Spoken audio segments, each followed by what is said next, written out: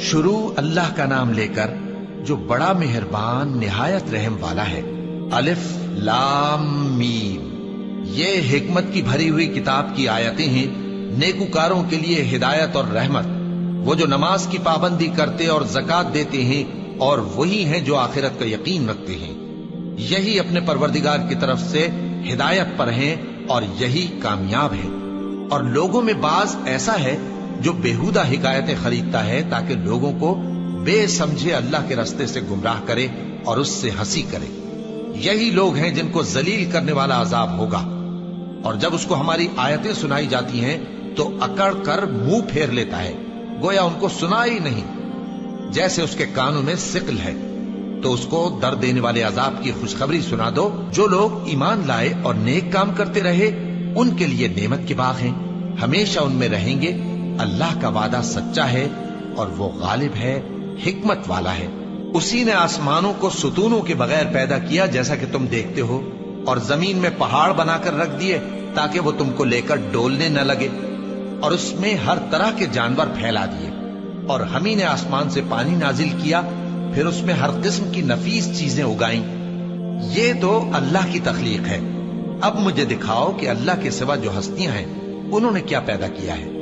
حقیقت یہ ہے کہ یہ ظالم کھلی گمراہی میں ہے۔ اور ہم نے لقمان کو دانائی بخشی کہ اللہ کا شکر کرو، اور جو شخص شکر کرتا ہے تو اپنے ہی فائدے کے لیے شکر کرتا ہے، اور جو ناشکری کرتا ہے تو اللہ بھی بے نیاز ہے، لائق حمد و ثنا ہے۔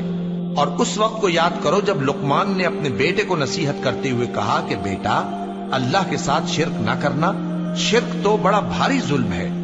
اور ہم نے انسان کو، جسے اس کی ماں تکلیف پر تکلیف سہ کر پیٹ میں اٹھائے رکھتی ہے، پھر اس کو دودھ پلاتی ہے، اور آخر کار 2 برس میں اس کا دودھ چھڑانا ہوتا ہے، میں نے تاکید کی ہے کہ میرا بھی شکر کرتا رہے اور اپنے ماں باپ کا بھی، کہ تم کو میری ہی طرف لوٹ کر آنا ہے۔ اور اگر وہ دونوں تجھ پر زور ڈالیں کہ تو میرے ساتھ کسی ایسی چیز کو شریک کرے جس کا تجھے کچھ بھی علم نہیں، تو ان کا کہا نہ ماننا۔ ہاں، دنیا کے کاموں میں ان کا اچھی طرح ساتھ دینا، اور جو شخص میری طرف رجوع لائے اس کے راستے پر چلنا۔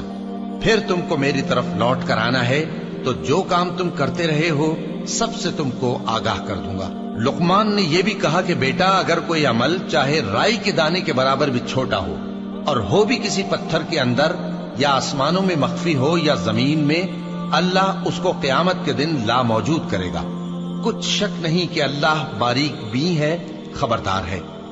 بیٹا، نماز کی پابندی رکھنا اور لوگوں کو اچھے کاموں کے کرنے کا مشورہ دیتے رہنا، بری باتوں سے منع کرتے رہنا، اور جو مصیبت تجھ پر واقع ہو اس پر صبر کرنا، بے شک یہ بڑی ہمت کے کام ہیں۔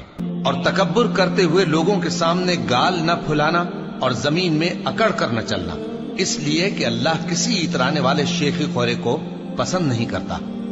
اور اپنی چال میں اعتدال کیے رہنا، اور بولتے وقت ذرا آواز نیچی رکھنا، کیونکہ بہت اونچی آواز گدھوں کی سی ہے، اور کچھ شک نہیں کہ سب سے بری آواز گدھوں کی ہوتی ہے۔